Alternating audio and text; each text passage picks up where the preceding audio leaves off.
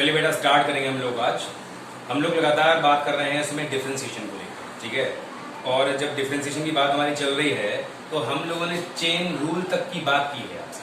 मैंने कहा था आपका चैप्टर नंबर 11 है आर डी शर्मा बुक से, और 11.1 एक्सरसाइज आपको नहीं करनी थी, उसके अंदर 11.2 आपकी पहली एक्सरसाइज आपको करनी थी, और ये टोटली बेस्ड हमारी किस पे है, चेन रूल बेस्ड है। और मैंने ये आपको करने को बोला भी था कि आप कर लीजिएगा, और इसको कंप्लीट करते ही आपका चेन रूल पे कॉन्फिडेंस आ जाएगा। और जब तक चेन रूल बेटा क्लियर नहीं होगा तब तक जो है आपको इसके अंदर दिक्कत रहेगी थोड़ी थोड़ी, ठीक है। तो मैं आज फिर से कह रहा हूं आपसे कि अगर 11.2 exercise R D Sharma book से आपने नहीं की है अभी तक तो आज जरूर करना, उसके बाद ही आज वाला वीडियो आप दोबारा से देखेंगे तो आपके लिए बेटर रहेगा, ठीक है। चलिए, अभी 11.1 तो आपके सिलेबस में नहीं है, 11.2 की बात हमारी होगी। 11.3 में अभी नहीं कराऊंगा आपको, ये टोटली हमारी बेस्ड है इनवर्स ट्रिग्नोमेट्रिक फंक्शंस पे, इसको अभी नहीं कराऊंगा क्योंकि इंटरेस्ट आपका यहाँ ब्रेक हो जाएगा, ठीक। मैं पहले बात करूंगा डिफरेंशिएशन ऑफ इम्प्लीसिट फंक्शंस, ठीक है। तो बेटा सबसे पहले बात हमारी होगी यहाँ पे इम्प्लीसिट फंक्शंस को लेकर।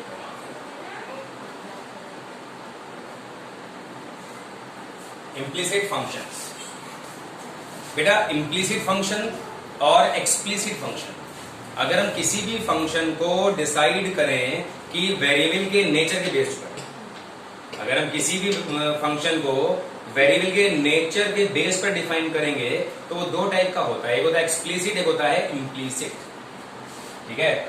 यहाँ पे फंक्शन अगर आप डिवाइड करोगे तो बेटा दो टाइप का है आपके सामने, एक है एक्सप्लिसिट और एक होता है हमारा इम्प्लीसिट।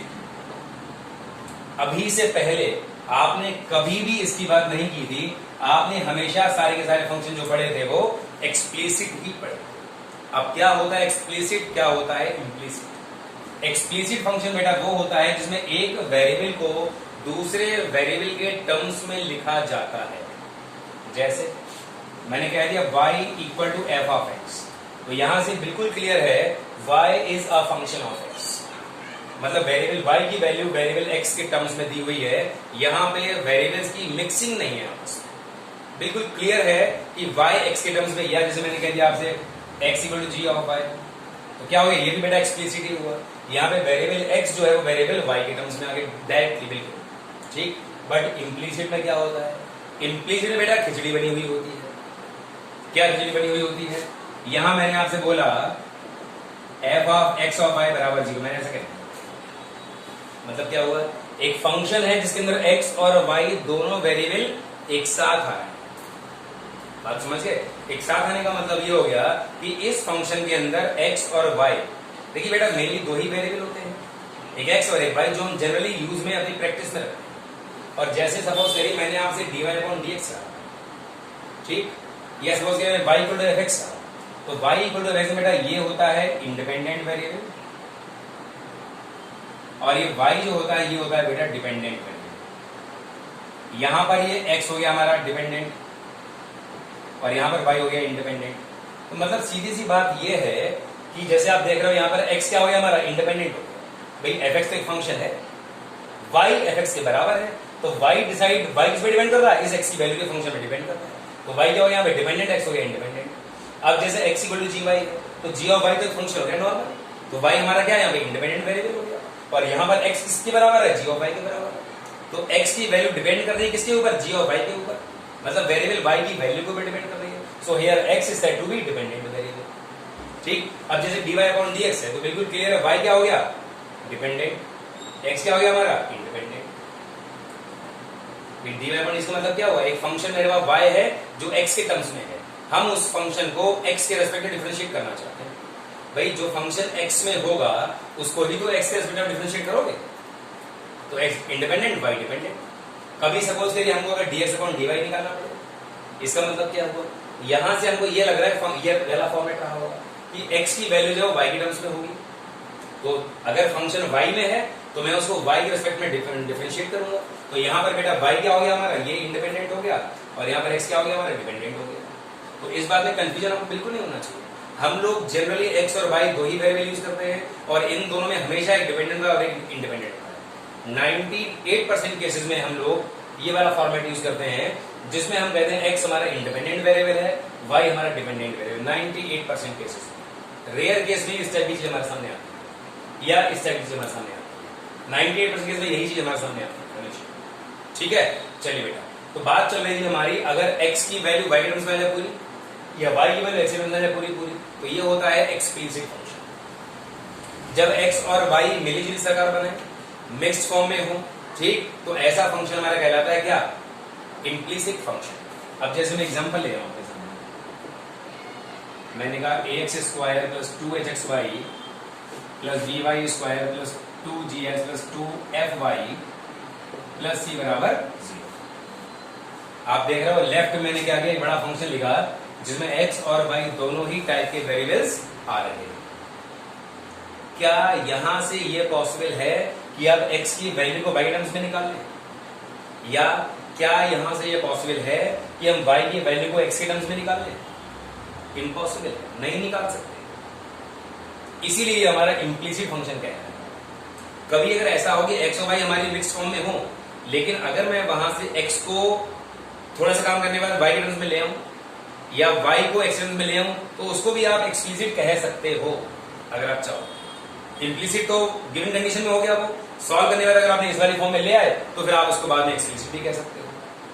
तो कुल मिला के ये बात रही हमारी, implicit function is a function in which dependent and dependent variables are in mixed form which cannot be separated easily। ठीक है, तो आप लिख लोगे यहां पे functions in which independent and dependent variables are in mixed form which can't be separated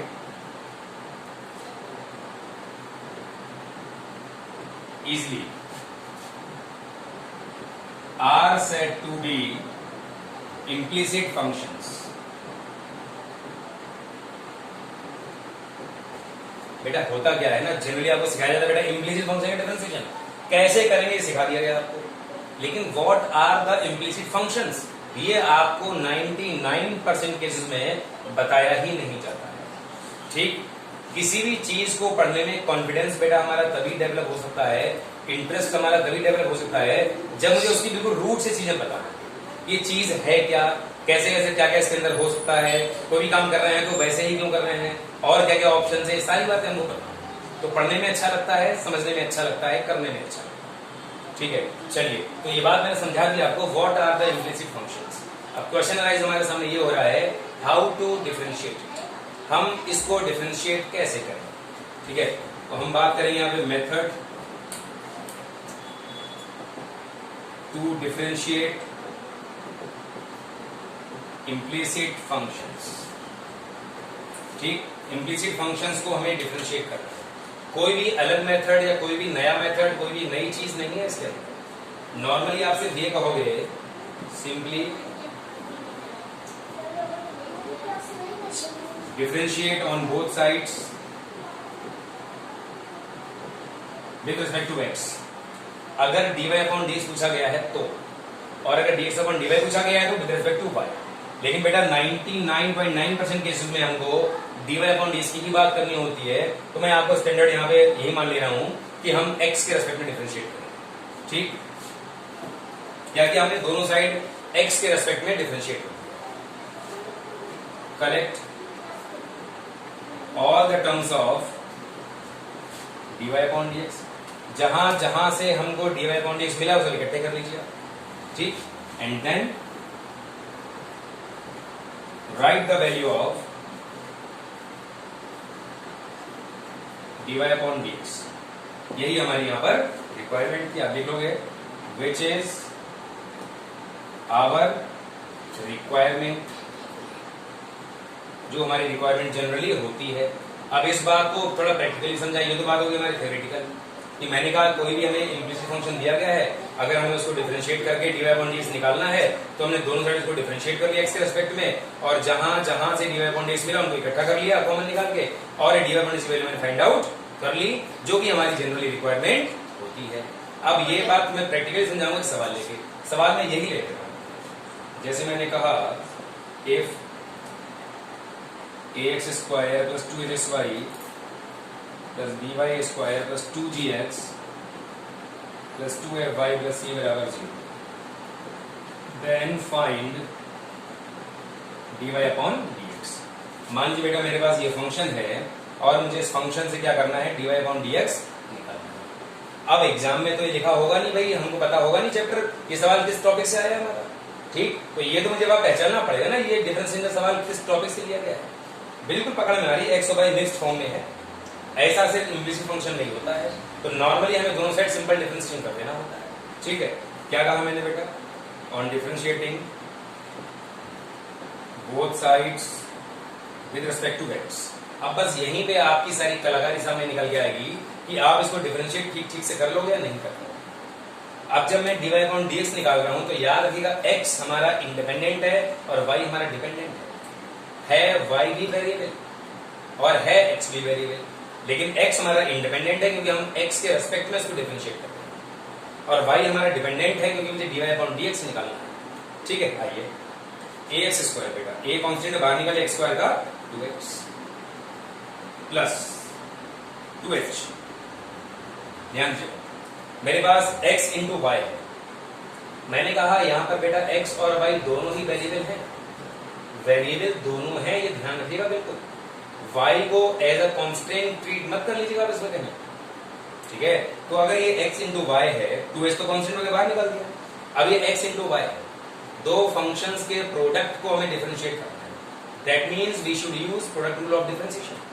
अब क्या होगा बेटा, एक x हो गया और एक y हो गया, फर्स्ट फंक्शन को मैं ऐसे ही रखा, सेकेंड फंक्शन का डिफरेंशिएशन, तो बेटा यहां पर y का डिफरेंशिएशन आप लिखोगे dy अपॉन dx।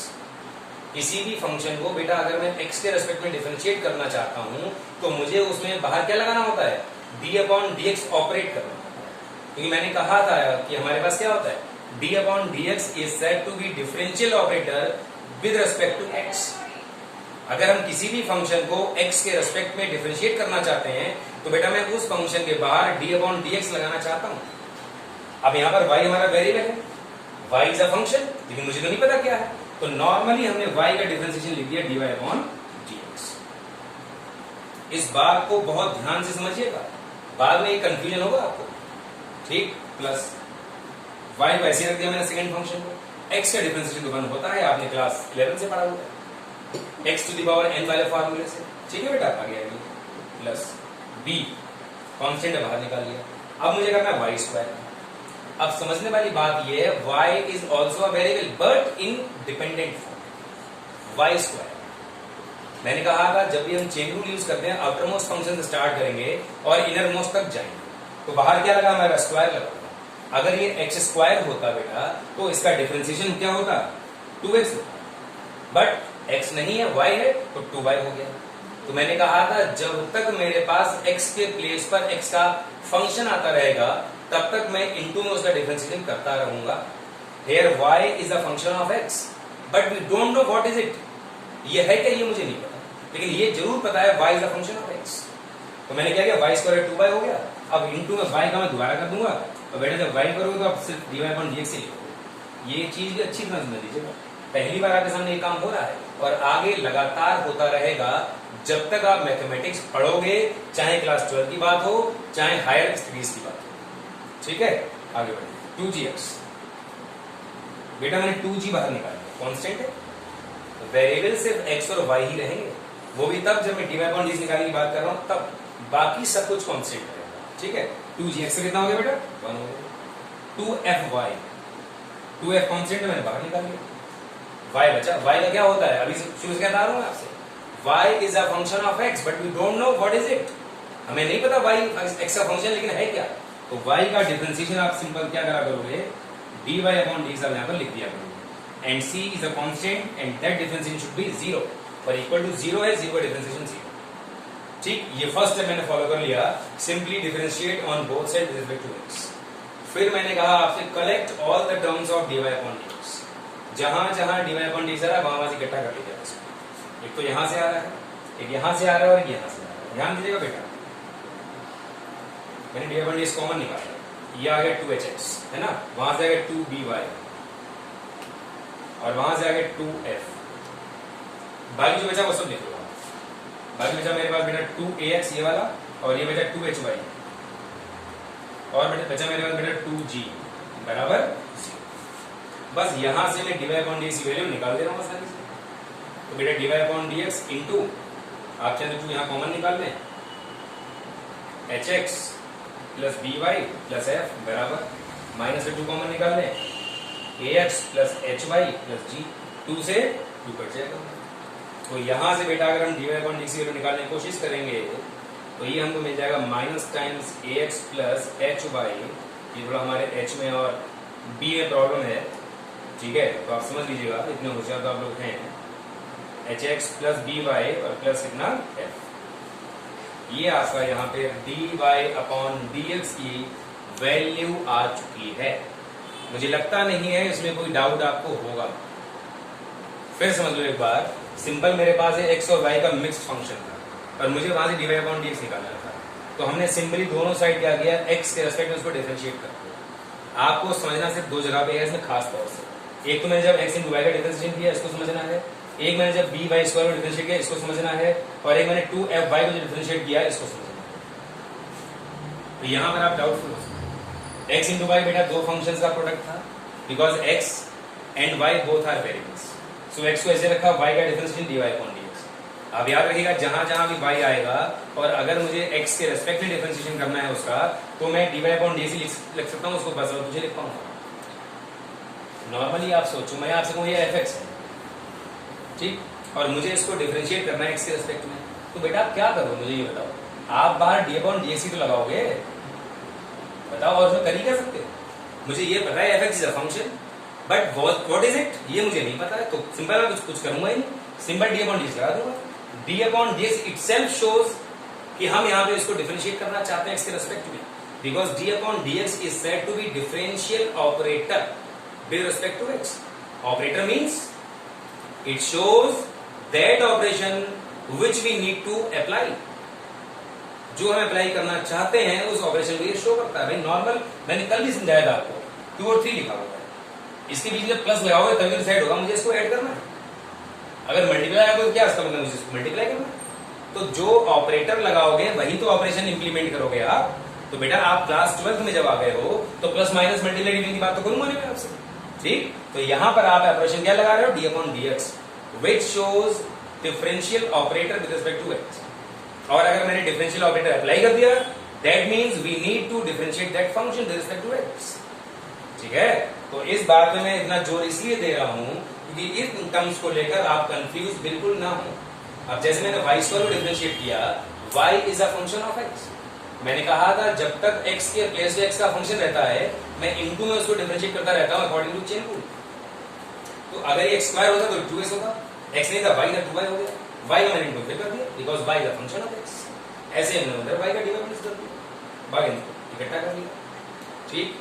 ये बात है आपकी क्लास 12 के सिलेबस के पॉइंट ऑफ व्यू से कि इंप्लिसिट फंक्शंस को डिफरेंशिएट कैसे करते हैं। अब यहाँ पे एक छोटी सी चीज मैं आपको और सिखाना चाह रहा हूँ जिसका क्लास 12 से लेना देना नहीं है लेकिन कंपटीशन से इसका लेना देना है, और आप ये चीज जो है कहीं ना कहीं फिजिक्स वगैरह में यूज भी करोगे, इसका नाम होता है पार्शियल डिफरेंशिएशन।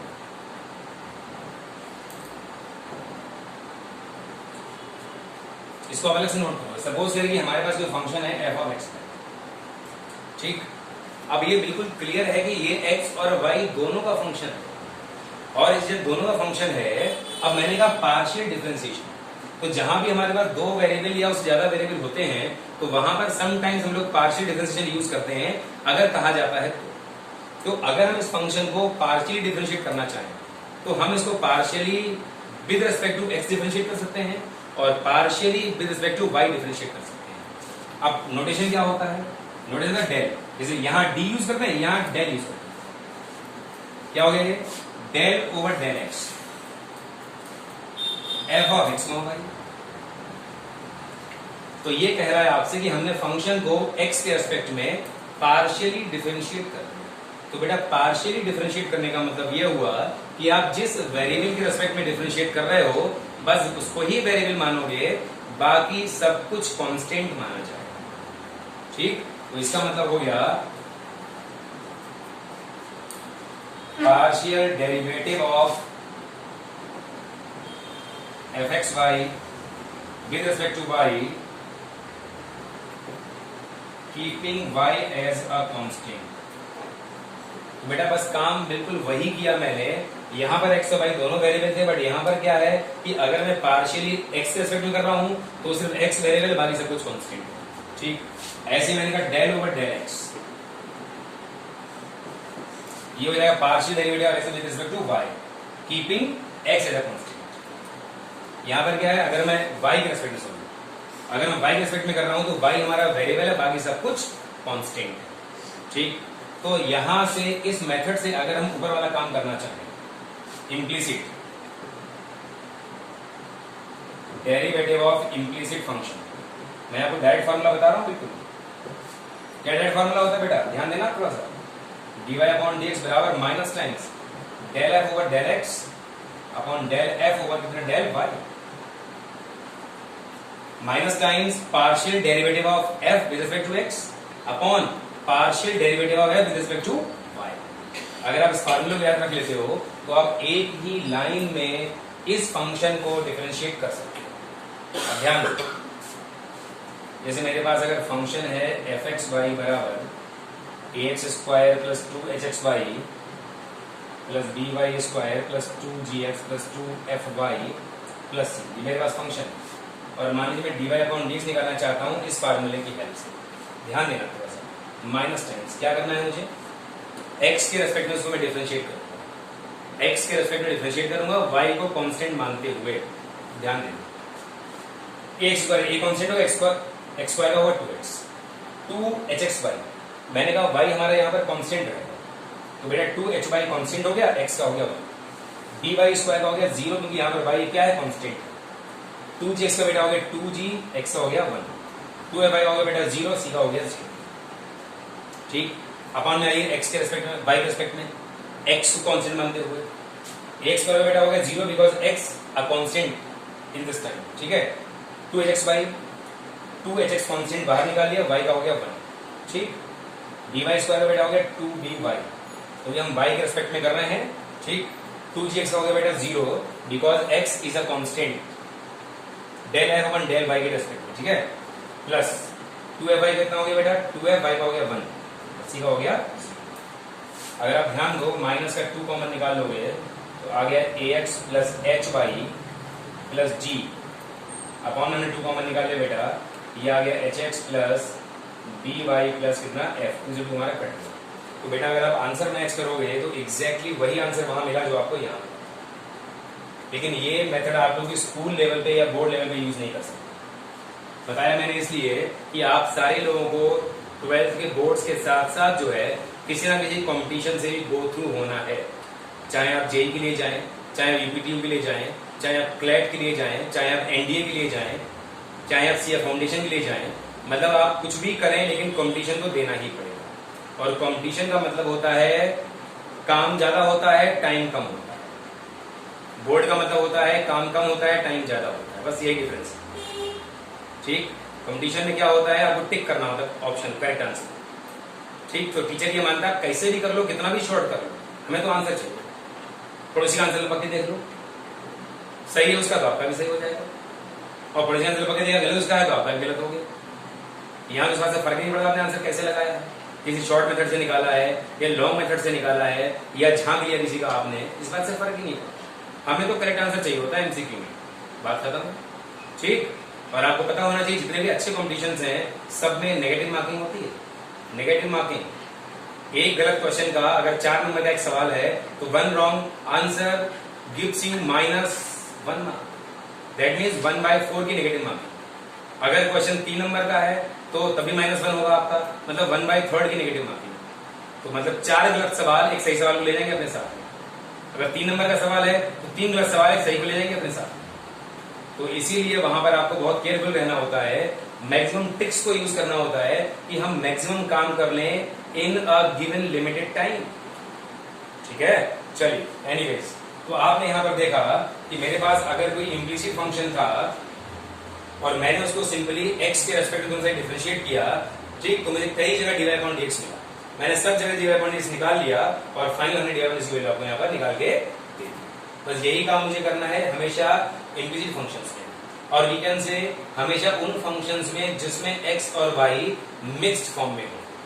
अगर आप नाम भूल भी जाए तो याद रखिएगा, जहां पर x और y मिक्स्ड फॉर्म में है, जहां से उनको सेपरेट करना मुश्किल होगा, उनको हम कहते हैं इम्प्लिसिट, उनका मेथड ये है। और बाकी जो कंपटीशंस के लिए थोड़े कॉन्शियस हैं तो वो इसको भी याद रखें, उनके लिए भी कहने की काम है। और फिजिक्स और केमिस्ट्री में भी इसका यूज रहता है थोड़ा सा, बोर्ड के पॉइंट ऑफ व्यू से भी, इसलिए भी आप ध्यान रखें इसको। ठीक है, चलिए बेटा अगले क्वेश्चन पे आइए।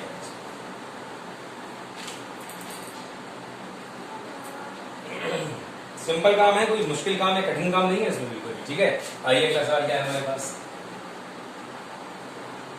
क्वेश्चन बेटा मेरे पास, इफ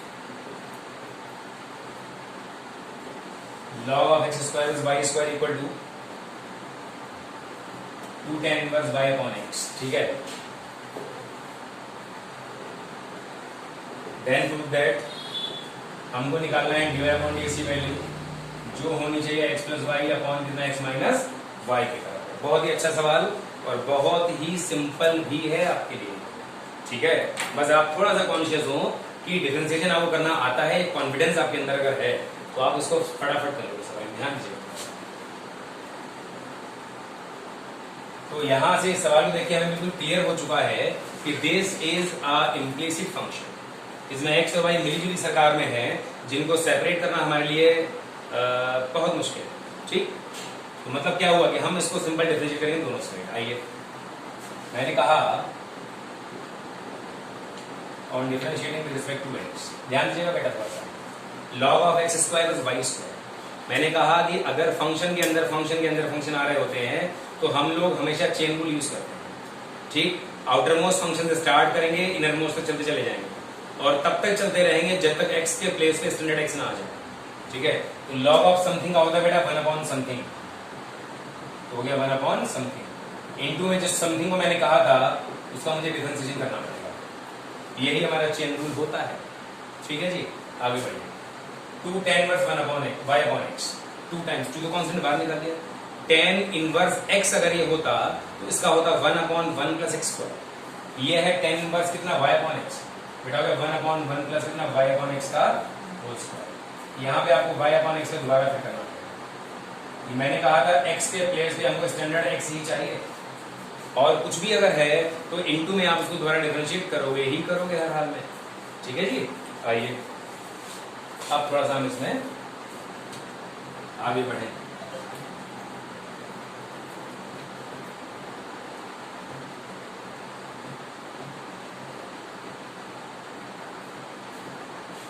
ध्यान दीजिए बेटा थोड़ा सा इसमें क्या करना है हमको।